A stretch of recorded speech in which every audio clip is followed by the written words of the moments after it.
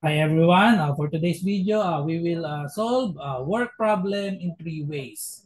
So this another word problem reviewer for civil service exam. Number 4 na tayo. Sana napanood nyo na yung simula sa number 1. Okay, so working alone, Batman can do a job in 3 days. Also working alone, Robin can do the same job in 5 days.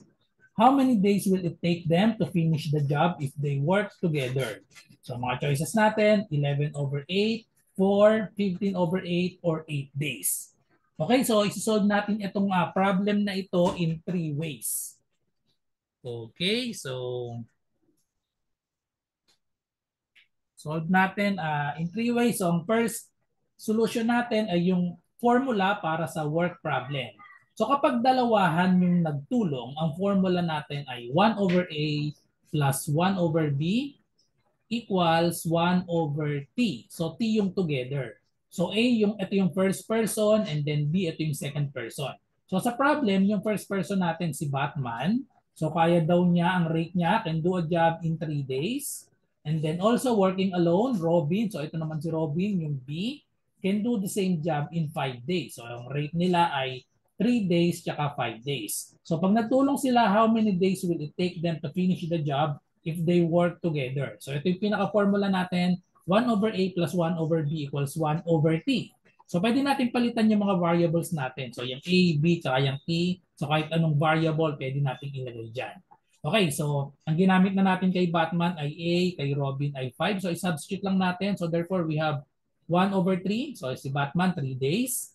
Plus si Robin naman ay 5 days. So ayan, 5 days. So 1/3 plus 1/5 is equal to 1/T. So ang hinahanap natin itong T, yung together. Okay, so isolve lang natin ang ating equation. 1/3 plus 1/5 equals 1/T. So pwede natin gawin dito, pwede natin i-multiply by LCD. So ang LCD natin, ang denominator natin, 3, 5 at T, ang LCD niyan ay 15T. So pwede natin i-multiply both sides by 15T. Or pwede rin naman kung kabisado natin ang pag-add ng fraction, mas madali din i-add na lang natin tong 1/3 plus 1/5. So gamitin natin yung butterfly. So di ba pag nag-add tayo ng dalawang fraction, pwede natin yung butterfly technique. Ayan, kino-cross multiply lang. So tapos multiply din ito. So pwede rin itong technique na ito, pwede yan, or pwede rin naman i-multiply natin both sides by LCD na 15T. So kapag ito ang ginawa natin, kinumbine natin, inad natin 1/3 plus 1/5. So we have 1 times 5, that is 5. Copy the sign plus 3 times 1, so that is 3, over 3 times 5, that is equal to 15. So equals 1/T. So simplify lang natin, 5 plus 3, we have 8, over 15 is equal to 1/T. So ang hinahanap natin ay T. So pwede natin i-cross multiply para yung T mapapunta sa taas, or pwede rin ay i-reciprocal na lang natin ang both sides. Okay, so itong 8/15 magiging 15/8, and then ito namang 1/T magiging T/1.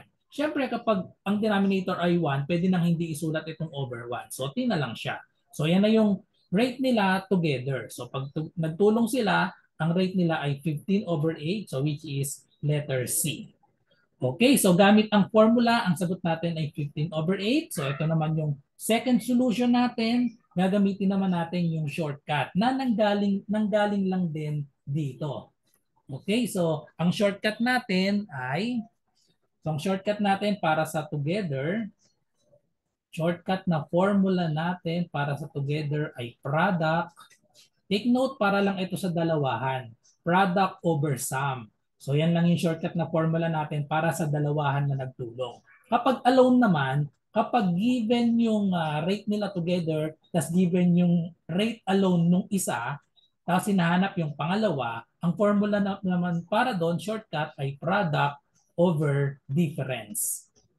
Okay, so nanggaling din yan. So nanggaling lang din yan sa formula na 1/A plus 1/B equals 1/T. Kapag sinolve natin yung T, ang magiging shortcut na formula dyan ay product over sum. So anong product natin? Kunin lang natin yung 3 tsaka yung 5. So ang product, 3 times 5 over ang sum ay Yun pa rin dalawang numbers, 3 and 5. So 3 plus 5. So yun yung shortcut, napakadali. 3 times 5, the answer is 15. And then denominator, 3 plus 5 is 8. So therefore, same answer. Letter C yung sagot natin, 15 over 8 days. So yan yung pangalawang solution natin. Yung pangatlo naman, ito yung ginagamit ko. Elimination lang ito ng choices kasi kinukuha ko yung interval ng pwedeng maging solution. So itong dalawang rate natin ay kunin natin yung dalawang rate, 3 tsaka 5 days. Tapos, i-divide natin parehas sa 2. So, 3 divided by 2 natin. So, that is equal to 3 divided by 2, 1.5. And then 5 divided natin sa 2 equals 2.5. So, therefore, ang range ng or ang interval ng together natin ay from 1.5 to 2.5. So, titingnan lang natin yung mga choices, alin sa mga choices ang nasa pagitan ng 1.5 to 2.5. So karaniwan nagagamit ko ito. Kasi madali ito, i-divide lang natin sa 2 yung dalawang given. So para lang ulit ito sa dalawahan. So kagaya nito, dalawa lang yung character natin, si Batman at si Robin. So kunin natin, alin ba sa mga choices ang between 1.5 to 2.5? Kapag isa lang yung lumabas sa choices na nasa pagitan, automatic yun na ang sagot, hindi na kailangan isolve. So itong 4 days, lampas siya, 1.5 to 2.5 lang. So tanggal na ito. 8 days, syempre, napakalayo niyan. And then 11 over 8, kapag 11 over 8, kinonvert natin yan.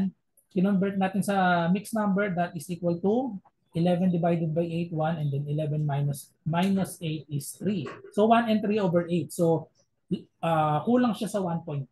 So therefore, tanggal na rin ito. Ang matitira na lang ay 15 over 8. So 15 over 8 na napasok yan sa interval na ito. 15 over 8 that is equal to, pag dinivide natin 1 and then remainder 15 minus 8, we have 7 over 8. Okay, pasok siya sa interval na 1.5 to 2.5.